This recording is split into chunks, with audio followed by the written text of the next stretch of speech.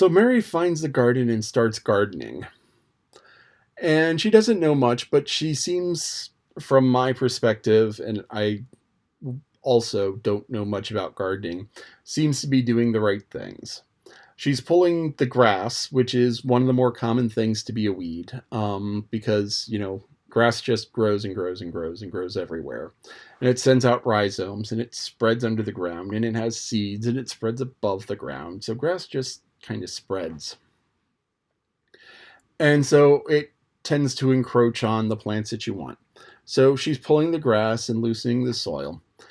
And she's digging up bulbs, or she dug up a bulb.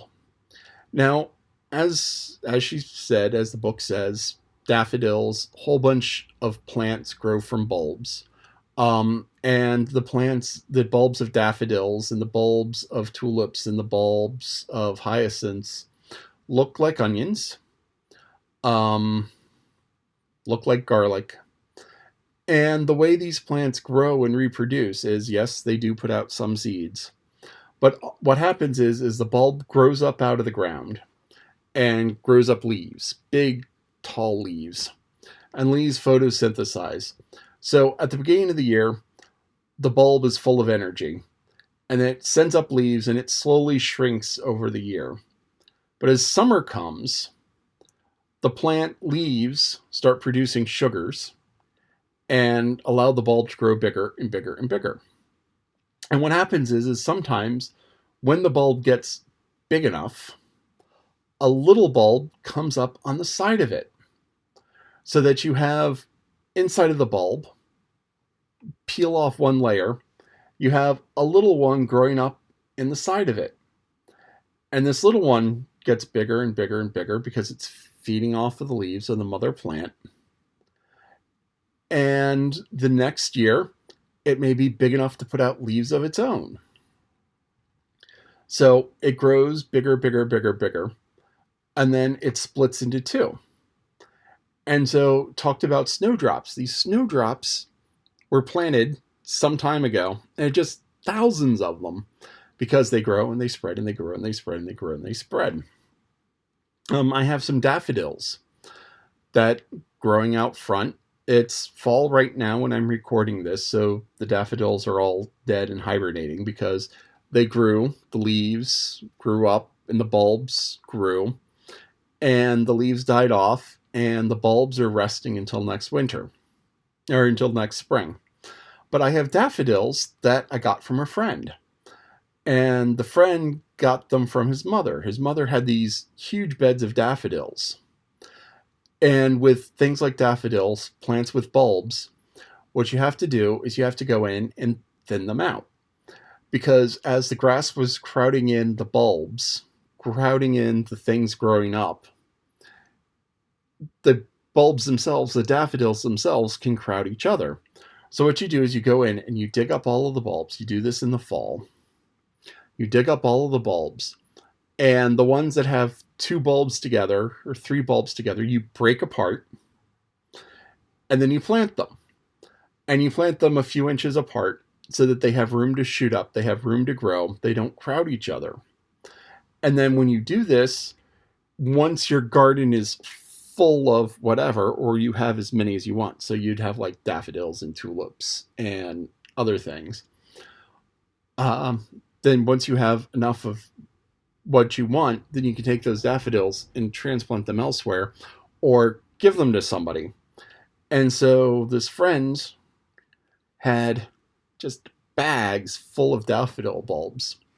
And a couple of years ago, that saved me from buying more bulbs because I'm not really a good gardener and I don't really fertilize. So I put the bulbs in and the bulbs come up and they last a couple of years and then they die off because I don't fertilize and I don't treat the soil properly and I buy more bulbs and, maybe if I were a good gardener, I could have one flower that I liked and then spread it everywhere. But actually, it's that time of year. It's October, September. So that's about the time you need to get bulbs. Last year, I was a little bit too late and didn't get to the store in time and wasn't able to get the bulbs. Same thing works with garlic. Garlic you plant in the fall, and the way you do it, the way I've done it, and this just worked out incredibly well, is I went to Walmart, went to the grocery store, and bought a head of garlic. Now, head of garlic, 50 cents, dollar, something like that. And I took the garlic and I broke it apart into like 30 little cloves. I took each clove and I stuck it down point side up, stuck it down point side up into the ground, a couple of inches, closed it up. That's it. And actually, I was even lazier than that. I took a shovel, I stuck it into the ground, levered a bit, dropped the garlic in, lifted. Stuck it in the ground, levered a bit, dropped the garlic in, lifted, and just stepped on it. But that got me rows and rows of garlic. Just huge amounts of garlic. So I mean that was 30 garlics for every one that I planted, and that was just like awesome.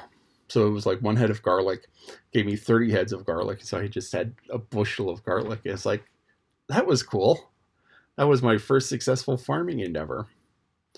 But garlic grows like that. And let's see. She heard the voice again.